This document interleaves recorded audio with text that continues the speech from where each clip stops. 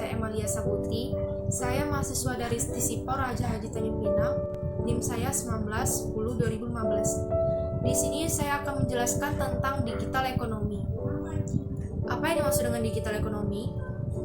Digital ekonomi disebut juga dengan ekonomi internet, ekonomi baru, ekonomi web.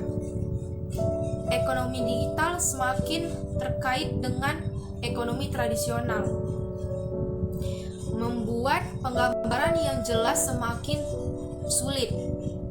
Ini dihasilkan dari miliaran koneksi online setiap hari antara orang-orang, bisnis, perangkat, data, dan proses. Urgensi dari digital ekonomi. Digital ekonomi sedang mengubah bagaimana bisnis menjual produk dan jasa serta bagaimana konsumen mengakses produk tersebut, tidak terkecuali di Indonesia.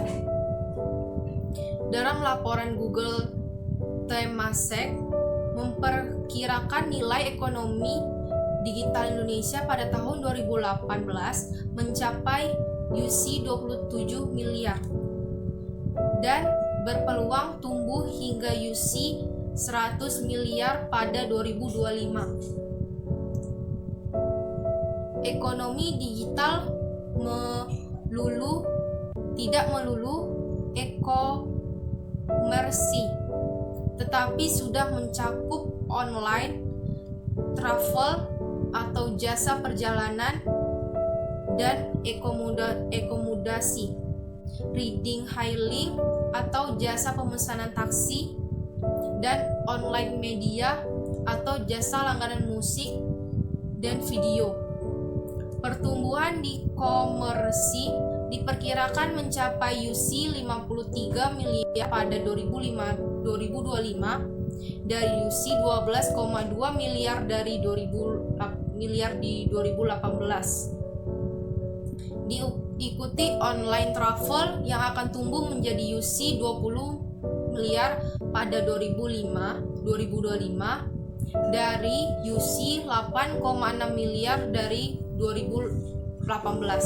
Sementara CLSA memberikan estimasi penjualan retail online di Indonesia pada tahun 2018 mencapai USD 23,7 miliar.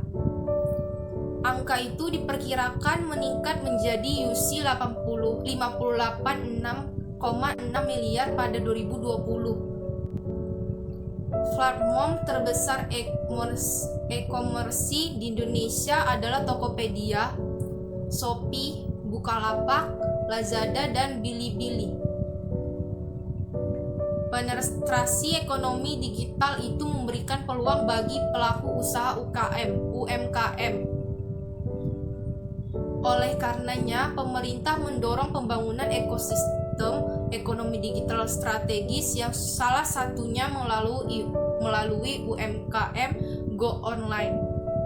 Pemerintah dengan beberapa marketplace dan startup di Indonesia bekerja sama dan menargetkan 8 juta UMKM Go Online melalui gerakan nasional Ayo UMKM Menjual Online, dan jumlah UMKM yang sudah berjualan online pada 2018 mencapai 4,9 juta usaha.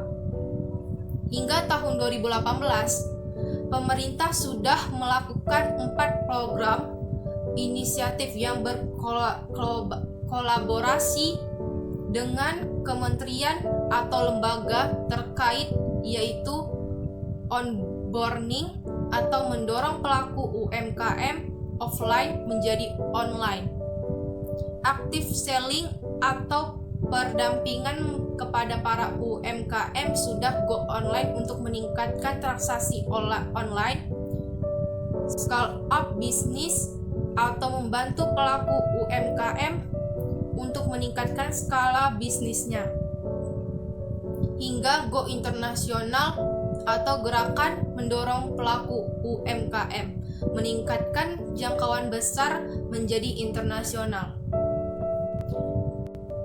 Hasil presentasi narasumber webinar tentang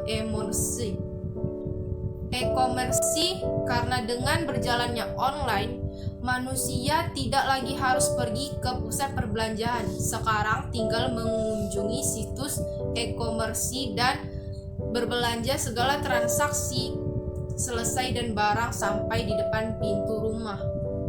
Yang kedua, dengan kemudahan yang beragam di e-komersi ini, Anda bisa melalui bisnis e-komersi karena ini adalah salah satu bisnis yang menjanjikan sehingga Anda tidak perlu ragu untuk mencobanya. Apa terkait e-government dan digital ekonomi? Salah satu tujuan e-government yaitu menggunakan digital ekonomi atau bisa disebut juga digital ekonomi merupakan platform untuk e-government. Karena di masa modern sekarang semua sudah menggunakan teknologi dan itu sangat berpengaruh, begitu juga di ruang lingkup pemerintah ataupun pemerintahan. Bagaimana digital ekonomi dengan anak muda? Anak muda dalam menghadapi digital ekonomi bisa dibilang sangat baik karena mereka dapat dengan mudah menyesuaikan diri di dalamnya. Lalu dari digital ekonomi ini, para anak muda banyak melihat sebuah peluang bisnis atau usaha di mana itu dijadikan mereka sebuah kesempatan untuk bisa menjadi seorang entrepreneur. Di era sekarang ini banyak sekali anak muda yang bisa terjun dalam digital ekonomi, dari banyaknya juga yang sukses. Karena di era sekarang ini cukup mudah untuk memasarkan suatu produk yang kita jual dikarenakan sekarang media sosial sudah sangat berkembang pesat. Semua kalangan sekarang sudah memiliki yang namanya media sosial.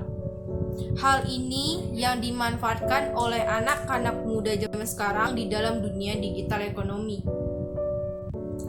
Dari digital ekonomi ini juga para milenial bisa jauh lebih mengenal dunia ekonomi dan bahkan bisa juga sampai ke go internasional, yang dimana hal ini bisa menjadi kunci untuk Indonesia bisa bersaing dengan negara-negara lain. Saya rasa cukup sampai di sini aja penyampaian saya tentang digital ekonomi. Saya mohon maaf jika ada kesalahan kata atau salah dalam menyampaikan. Saya akhiri dengan Assalamualaikum warahmatullahi wabarakatuh.